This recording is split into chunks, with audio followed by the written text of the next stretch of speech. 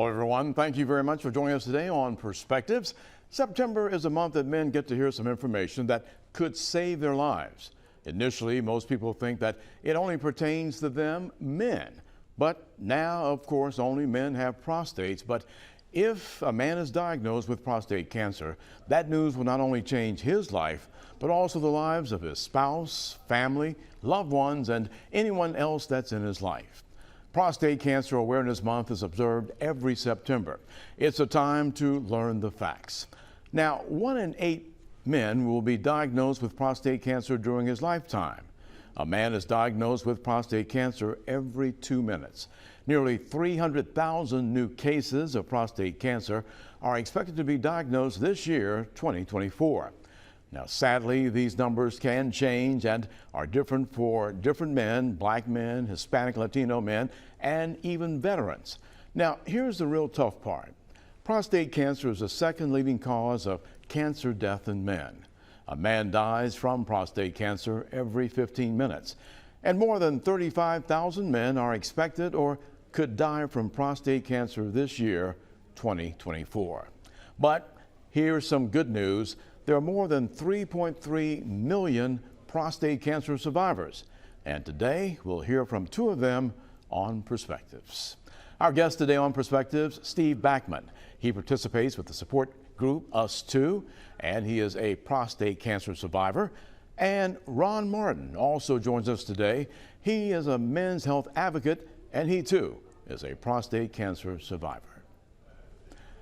After a quick break this morning, we'll talk with our guests, Mr. Backman and Mr. Martin, about prostate cancer awareness and how all men are at a risk of developing prostate cancer, how it can impact a man's life, how support groups are helping transform a man's determination as they turn fear into hope. Perspectives continues in just a moment.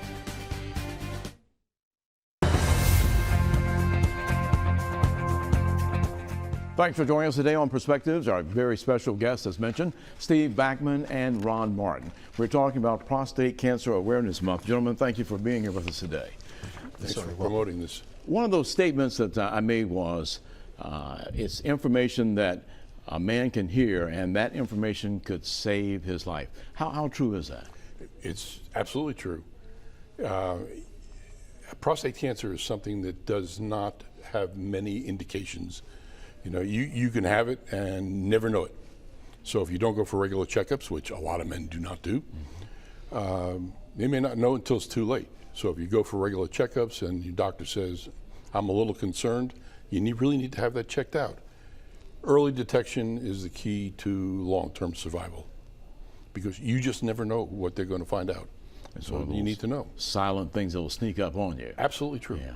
Ron, your opinion is that? I agree. I totally agree. And also, prostate cancer is something that you have to go ahead and take care of. Oftentimes, we have a tendency that when you see that big C in your life, that cancer, then there's a fear there. And people think, oh Lord, it's not going to be good. But that's not the case. If you go ahead at that particular point in time, like he said, early detection is the key. Mm-hmm. And that's what we look forward to, and that's what we're hoping that we can get across to every man, because so many of them allow their egos to get in the way of it as well. Some of the things that they've heard, the stigmas, as you could say, over the years. Now, you personally lost 2 loved ones in your family.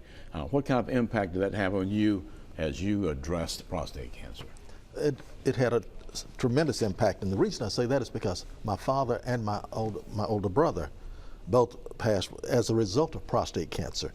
You know, they're telling me now that with the advancements that they've made in prostate cancer, that even though I still have it, and I've had the operation, I've also had radiation, and I still have it, but they tell me that more than likely, if I pass, it'll be from something else other than prostate cancer. And that's a great thing for people to hear, and it also gives you more hope than anything else. I think I was telling you just before we got on here was that, you know, if there's one that you have to pick, I think I would pick prostate cancer because of the advancements that they've made in it up to this point. Steve, I guess that same question as you look at what gave you that opportunity to make a decision to find out more. Was it from an appointment, or once you got into involvement with the Us Too organization? Well, that's what really happened for me. when I was told that I had cancer, of course, you know, for about 3 months I was lost. You know, I try to process that. You know, it happens to everybody else. It doesn't happen to me. Okay. Any family history? No, nothing. But I was in Southeast Asia, where they use a lot of Agent Orange, and maybe not. Okay. So I have it, and I'm trying to deal with it, and I was very fortunate. My sister lives in Atlanta, and there's a huge prostate cancer survivors group there. And she knew lots of them, and lots of them called me. And there were people I could talk to. I could talk to them a lot easier than anybody else because they were survivors. And they understood what I was going through, and they did a lot of not talking. They listened a lot. And I was able to move through some of the emotion of what I was dealing with. And then, you know, having to tell my boss, having to tell all the people I knew, my kids, it was really hard. Right. Okay. So once I got over that hurdle, I started thinking, I read a few books also, and they all recommended joining a support group. So I looked around and, you know, on the internet, and I found a support group here in Mobile, and I started going. And at my first meeting, it was in September, and we did a big annual support of Prostate Cancer Month. There were about 50 people there, and there were a lot of people talking. One guy got up and did a presentation on focal treatments, and he happened to be in a clinical trial in Chicago, and he's talking. Of course, I'm not listening. You know, I'm busy talking to somebody else. And my wife was listening, though, and she's beating me. She said, "You need to listen to this guy."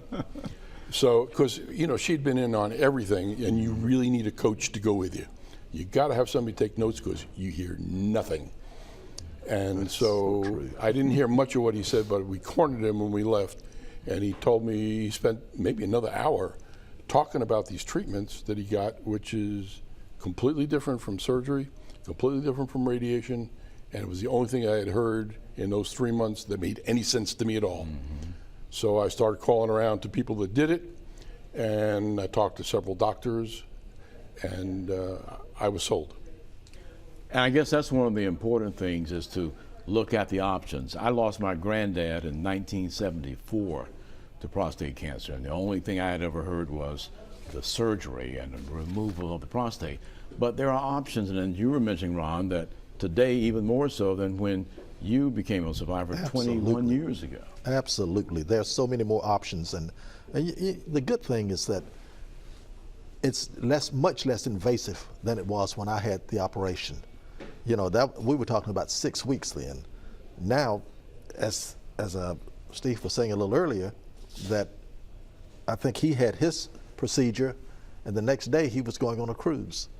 So there's so many options that you can choose from now, and they're all helpful. But I'll agree with him once again. You pick the one that's best for you, that suits you best, and that's what I had to do in my case. Is it easy to learn about each one, where you can make a decision, or you can talk to someone who has been through that particular one that you have the interest in, so to speak? None of them are easy in that respect because you're still looking at the big C. But what I would suggest is what he said. You have someone there with you, so that because you don't hear that much, and then when you can talk about it, they'll talk about. My wife and I talked about our situation, and they're able to think more in terms of reasoning than you can at that point. So it's always good to have someone that you can talk to and take someone along with you. Someone you love and trust. That's Absolutely. right. Somebody who can take notes and they're involved, but they're not as involved as you are, Right. because it's affecting you personally. So, fortunately, I didn't hear anything for months. I was in my own little cocoon, and I kept complaining to myself that, how could I have cancer? It's just not right. But all of the treatments, and there are over 30 different things that you can do, gets to the point where you have to seek second, third, fourth, fifth opinions. And most of them are covered by insurance, so that's not a huge thing, but getting other inputs into different techniques. You know, from my urologist wanted to do surgery, So I went to a radiation guy and talked to him, and I talked to a different radiation group up in Atlanta, and then I talked to some other folks, and then I wound up choosing a focal therapy, which was completely different from anything anybody had talked about, and in fact, almost nobody knew anything about it. So that would have been, what, your fourth or fifth option that you considered? Oh, yeah, at least. Okay. At least, okay. And so what you're also seeing, I'm getting from that, is that don't go with the first recommendation that Never. if you don't feel comfortable with that. That's right, exactly. But some people only know that surgery is the option, and most urologists are surgeons, and so generally that's what they're going to recommend. And there are a lot of men who have chosen to have their prostate removed that didn't need to have it removed. So you got to talk to other people who will give you the real side of the story versus what you think. And there's a lot of books and support groups, and that's the real beauty of a support group. You have people that have had a wide variety of treatments, and they can help you by telling you, what did they experience? And what do they know about it now? Did they make the right decision?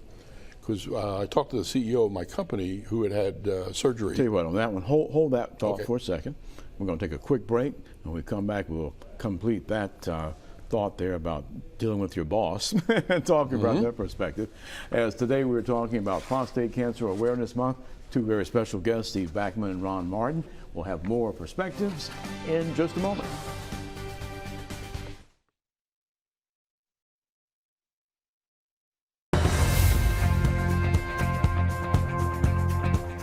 Our guests today, Steve Backman and Ron Martin. We're talking about Prostate Cancer Awareness Month. And gentlemen, you both have shared some very important information, but some information that I feel guys may not get to hear very often, and you have put it in plain English on the table so they can have a different consideration point.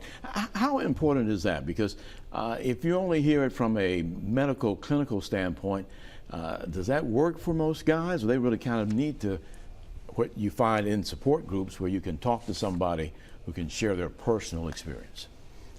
I think that when you just listen to a doctor, you're only getting one side. You're getting what he thinks is best for you, which is not necessarily what's best for you. And you have to have a variety of opinions, but really the best is in a support group, because they have no dog in the fight. You know, they're there to listen to you and tell you what they think, and it's just another option to say, okay, I heard this and I heard this, and if it's consistent, you know, if everybody within a 5-year period is having real problems recovering, you know, maybe that's not the solution. And it used to happen a lot more often than it happens today. Right. Medical advances are so good. And you said there are at least 30 options today in comparison to the past. And there's just so many ways to go, but the most common is surgery and radiation for sure. Right. Now, Ron, when you talk to someone who has just learned or concerned about where they are, how do you handle that conversation initially? Well, the first thing you have to do is assure them that it's not a death sentence at that point, but also assure them that they need to act on it. You can't just stand back and think, oh, you know, well, I don't really know what to do and I don't think I'll do anything. No, you have to act on it. A good example, I was talking to a gentleman a little earlier. Always, and if I want to get this point across, please always go when you're scheduled to go and get your PSA checked. My reason for saying that is because knowing that my father and my brother had it, and my father passed with it, I was going every 6 months to get my PSA checked. Well, I moved out of town, which was in striking distance of here in Mobile. I still had my doctors here in Mobile, but I missed that 6 months checkup. Didn't go for the 12 months, but I ended up going about 14 months later, and that's when I discovered that my PSA had doubled. And the doctor was concerned then because he said that, you know, I feel that there may be a tumor there, and which it was. And it turns out, you know, I ended up getting the surgery, but now I only knew of 3 options at that point in 2001. Okay. Now, like Steve said, you have 30. And I try to encourage people to go on because Nowadays, it's not as serious as it was then. It used to be almost a death sentence. Right, right. But nowadays, you have so much that you can do, so many options, and we're blessed in that respect. And to think about the fact that they're still working on different ways and other advancements that they can do it, that they can cure this. Yeah, options make a big difference. Under my father, he did the radiation seed implantation. Right. And that was successful for him. How do we address these things when we talk about looking at the numbers and more black men are more at risk? That percentage of men is higher in that group, as well as for Hispanic and Latino men, and then even in the veteran community. And you talked about consideration of the environment you may have been Sure. in when you served. So how do we help those men make some better decisions as it relates to the numbers not looking good on their side? The VA, at least for veterans, is really helping. Congress passed the PAC Act a couple of years ago, and they really have done a good job of pushing people to apply, Yes. which is very unlike the VA. Usually they're trying to outlive you, hoping that they don't have to pay you. But now they have to. Right.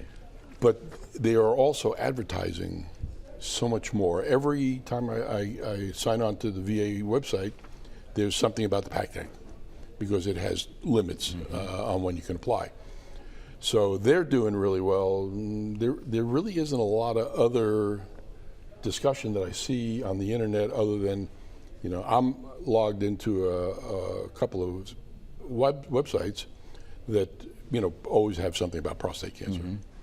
But they're few and far between, and if you're not logged onto them and not a member, you're not going to get that information. So word of mouth is something we have to do, and fortunately Fox every year has something where we come on and we talk about it, and we talked about our support group in the past, which we're trying to regenerate. And that's the best way we're going to get the word out, and thankfully you guys are doing. You're the only ones doing it. Well, we definitely are committed, and it's we do the free screenings every year. And Ron, I always like to give credit to, because prior to doing it at the station, we used to do it at Alabama Power. Right. And the men would come from everywhere, and we did that every year. And because of Ron being the boss there, we were able to use that fine facility. It was convenient, plenty of parking, and everything worked out great there. So thank you again for that.